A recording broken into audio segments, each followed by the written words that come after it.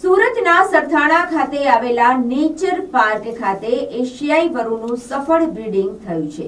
પ્રાણી સંગ્રહાલયમાં 2003માં શરૂ થયા બાદ પ્રથમવાર જયપુરથી વરુની જોડી લાવવામાં આવી હતી. ગત જુલાઈ માસમાં જયપુર ઝૂ પાસેથી પ્રાણી વિનિમય કાર્યક્રમ હેઠળ વરુની જોડી લાવવામાં આવી હતી, જેના બદલામાં સુરતથી જળબિલાડીની જોડી આપવામાં આવી હતી. નેચર પાર્ક ખાતે લવાયેલી વરુની જોડીને તેમના પાંજરામાં બ્રીડિંગ સિઝન ઓક્ટોબરથી જાન્યુઆરી દરમિયાન હોવાથી પૂરતી પ્રાઇવસી આપવામાં આવી હતી.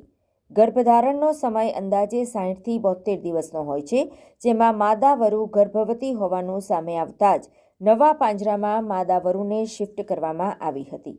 વરુના નવા પાંજરામાં એક કૃત્રિમ બખોલ પણ બનાવવામાં આવી છે. આ બખોલમાં ગત 4 જાન્યુઆરીના રોજ માદા વરુએ 2 તંદુરસ્ત બચ્ચાઓને જન્મ આપ્યો હતો.